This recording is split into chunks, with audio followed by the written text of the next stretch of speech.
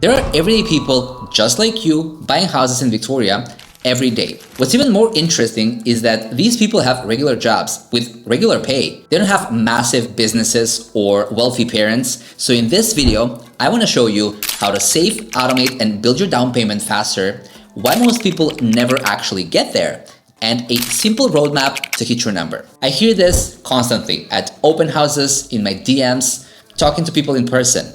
I would love to buy, and I know that my mortgage payment might be similar to my rent payment. I just can't find a way to get that down payment together.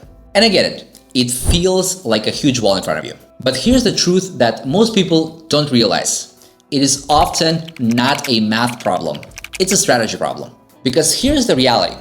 Once you actually understand your number, you make a plan on how to get there, it becomes way more realistic than it feels right now. In Canada, especially as a first-time home buyer, you don't need 20% down. You can get into the market with as little as 5%. So let's break that down. If you're buying a 2-bedroom, 2-bath condo, that's $500,000, your 5% down payment is $25,000. Now I get it. That's no pocket change. But it's also not the $80,000 or $100,000 that you thought you needed. A lot of people think they need 20% down, which is stopping them from even thinking about buying. Now, if you want a townhome or maybe even a detached home, you're looking at $50,000, maybe even $100,000 down.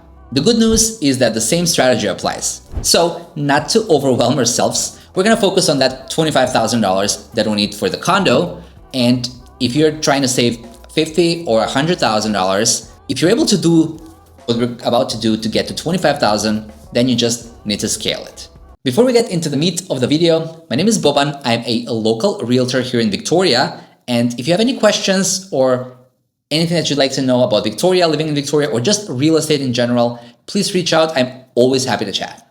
First things first, you need to automate your savings. This is where most people fail because they focus on discipline instead of systems. They say, I'm just gonna live my life and then I'll save whatever's left at the end of the month. But most of the time, nothing's left. Life fills the gap. Do you know that joke where a guy goes to the bar every day and has like 3 or 4 beers and spends like $20, and then he's talking to another friend, and this other friend is like, oh, so like how often do you go to the bar? Well, I go every day. Oh, and how much money do you spend at the bar? Well, I spend about $20 a night.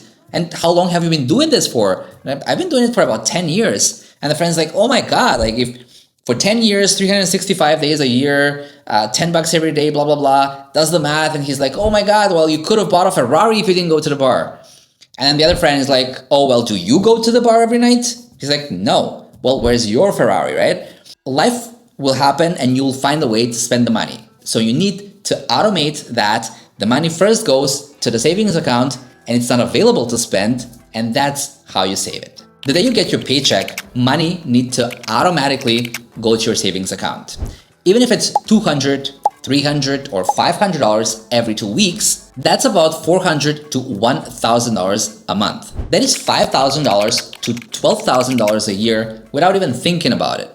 That's how you need to have it set up, because saving is not about motivation, it's about consistency. Next, you need to increase your income. This is the lever most people ignore. Everybody focuses on cutting expenses in order to save money, but here's the problem. You can only save up to 100% of your income. However, you can increase your income indefinitely. That's where things change. And I'm not talking here about starting some massive business. You need to keep it simple. Pick up a couple of shifts at a local restaurant as a server. Do some freelance work. Take on extra hours at your job if that's possible. Now combine that with tightening your spending just a bit, and you suddenly have $800, $1,000, $1,500 a month going straight into your down payment fund. That is real momentum. That's exactly how you go from maybe I'll buy one day to actually being able to buy in 2 years or 3 years. The next thing would be to use your FHSA account. That stands for First Home Savings Account. This is one of the best tools available right now, and most people either don't know about it or they're not using it properly. Here's why it matters. When you put money into your FHSA account, you reduce your taxable income. So you get money back at tax time. Then when you're ready to buy, you can withdraw that money tax-free. So you're getting tax advantage on the way in, and you're getting tax advantage on the way out. If you're serious about buying in the next few years, this isn't optional. This needs to be part of your plan. It is basically accelerating your savings without you doing any extra work. All right, let's talk about why most people actually never get there. They don't track their money. Most people have no idea where their money are going.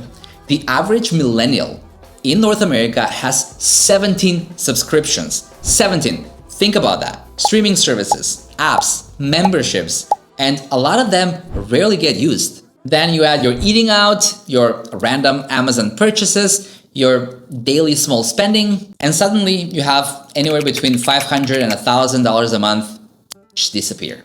Now, I'm not saying you need to cut everything, but if you just track your spending for 30 days, you'll find leaks, I guarantee. And once you do, once you see it, you remove it. Another thing that is stopping people from getting there is misuse of windfalls. Tax refunds, bonuses, gifts. This is where people either move forward or they stay stuck. Most people will treat this as extra spending money.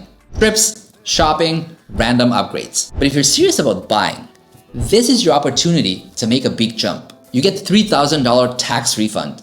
That's not small. That's over 10% of your down payment in just one move. These moments matter way more than people think. However, by far the biggest mistake I see people make is they wait. They think, I'll start saving when I make more money.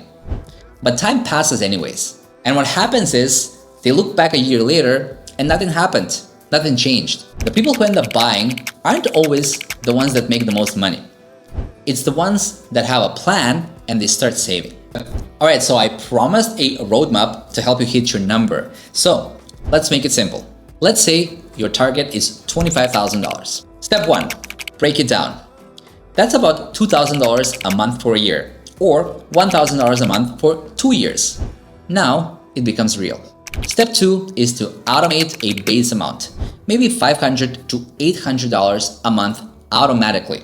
Step 3 is to increase your income. That's gonna cover the gap and speed things up. Step 4 is gonna be to stack windfalls, tax refunds, bonuses, gifts straight into your savings. And step 5, the most important one, is to stay consistent. Even if you're only saving $100 a month, if you do it long enough, you will get there. This is not about making a big move. It's about stacking small wins over time. I know, saving for a down payment is not easy, but it's not this impossible thing that is so out of reach.